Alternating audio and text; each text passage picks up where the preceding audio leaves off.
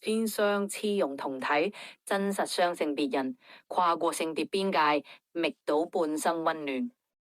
世人總係話性別淨係男女兩種，殊不知世間仲有一種真實存在嘅模樣，相勝雌雄同體。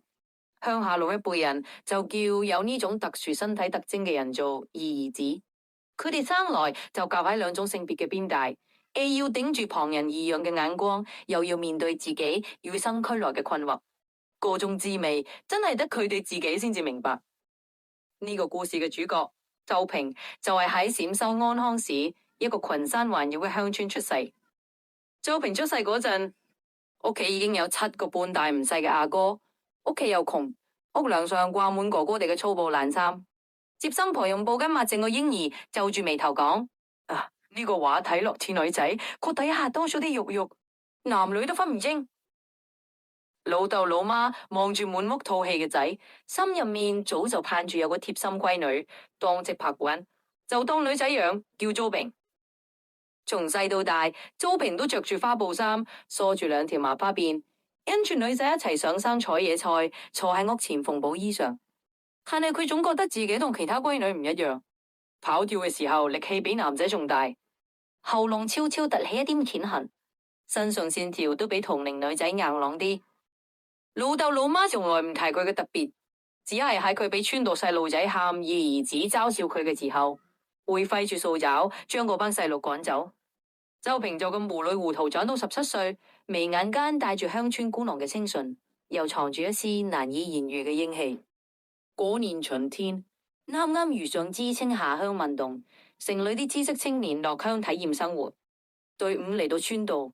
村頭空地搭起幾間茅草屋，城裏嚟嘅姑娘就住喺嗰度。王麗着住藍布工裝，齊耳短髮，皮膚白白淨淨，講嘢細膩，一睇就同村裏唔一樣，一下子就吸引咗周平目光。因為茅草屋離周平屋企唔遠，兩人經常碰面。王麗教周平識字，講城裏新鮮事，周平就帶王麗認野菜、搵山泉，教會田裏栽種技巧，好快就成咗無話不談嘅好姐妹。王麗笑住話：周平，你唔似村裏姑娘，反而似個護住我嘅小兄長。周平聽到面紅到耳仔，心入面卻湧起一陣莫名悸動。秋收之後，5哥結婚，屋企擺咗幾圍酒席，全村人齊熱鬧。王麗飲咗米酒，面緋紅，夜晚留喺周平屋企，將村屋企嘅牆壁係用竹片編織，再糊上一層薄薄嘅泥。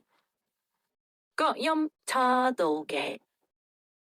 隔籬5哥5嫂新婚嬉鬧聲低語聲清清楚楚傳到周平嘅耳仔。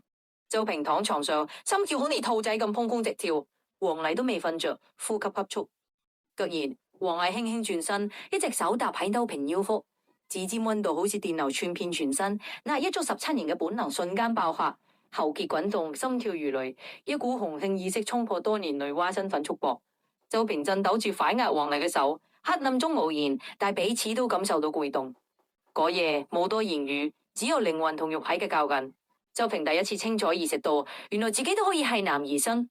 之後兩人變成秘密情侶。清晨，周平要到茅草屋後，遞俾王麗熱辣辣玉米饅頭。夜晚，王麗偷偷咁將城裏帶嚟嘅水果糖塞俾周平。佢哋牽手散步，會喺山間旁竊竊細語。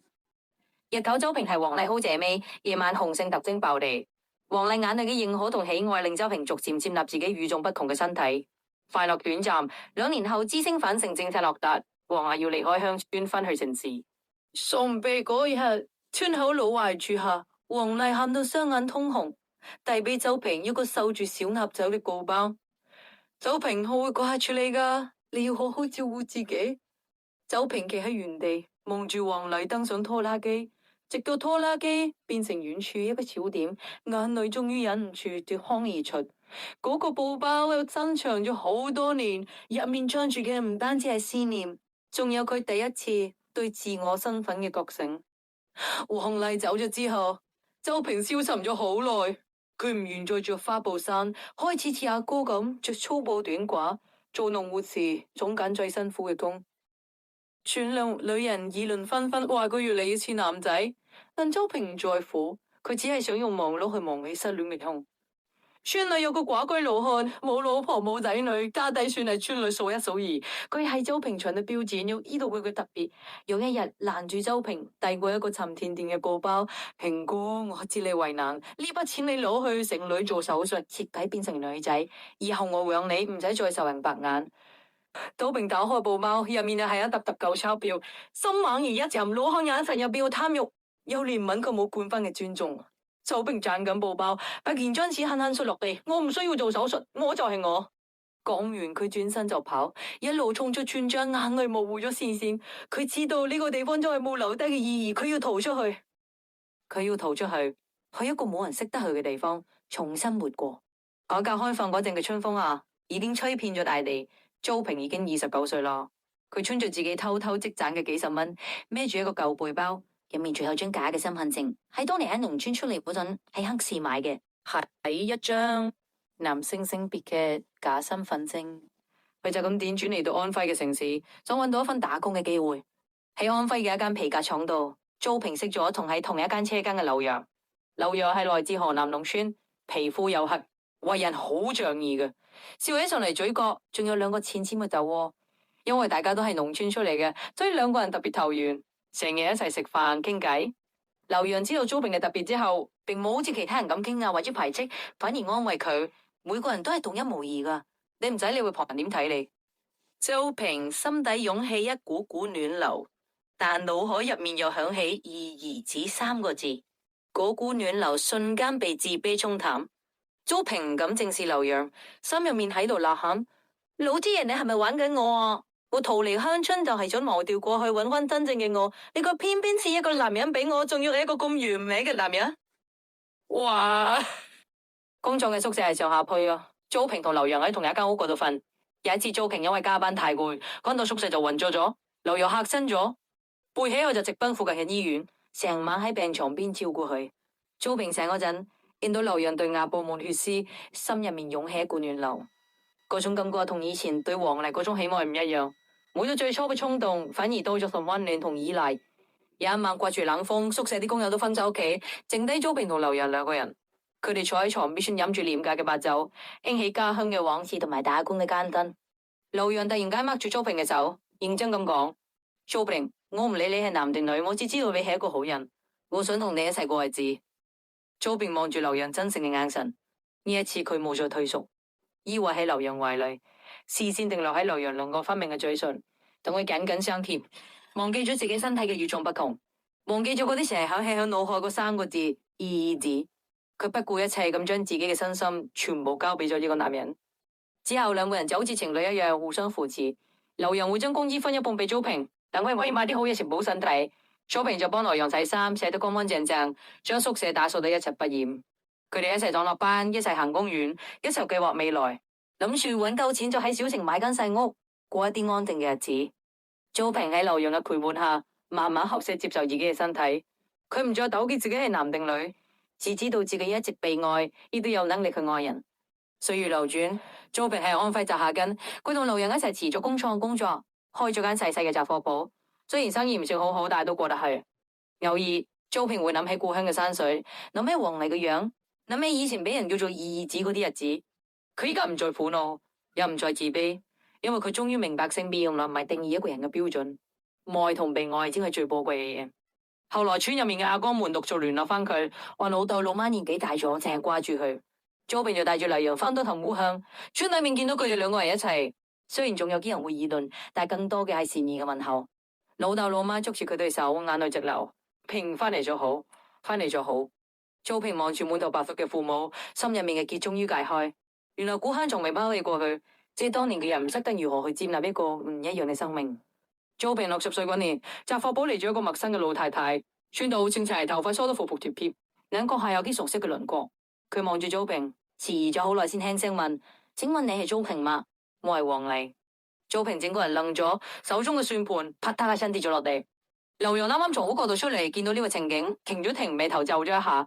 但係冇出聲，只係靜靜喺旁邊坐低。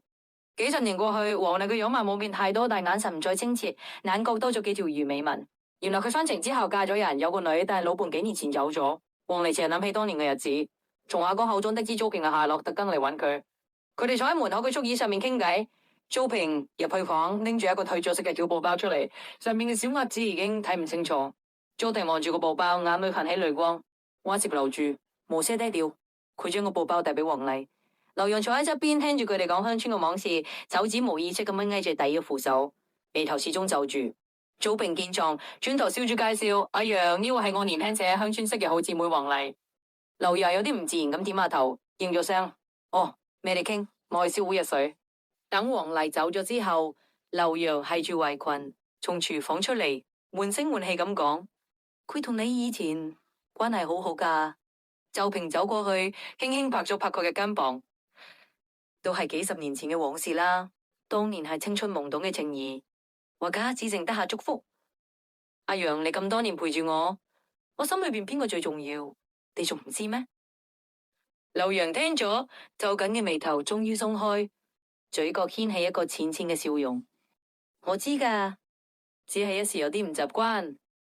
周平握住佢嘅手，兩人相視一笑，屋裏嘅空氣又恢復咗從前嘅溫暖。而家嘅周平頭上已經添咗好多白髮，眼角嘅皺紋都深咗，但眉眼間始終帶住平和。雜貨鋪門口依然擺住兩把竹椅，閒暇時佢同劉洋就在嗰度曬太陽傾偈，陽光灑喺佢哋溫暖而安靜。呢個就係周平嘅故事，一個天生雙性別人喺時代浪潮中跨越性別邊界，覓到愛與自我嘅一生。佢話俾我哋知，世界從來唔係非黑即白，性別亦唔係只有兩種模樣。每一個獨特嘅生命都有權利被尊重、被愛，都有權利喺自己人生道路上活成最真實嘅樣子。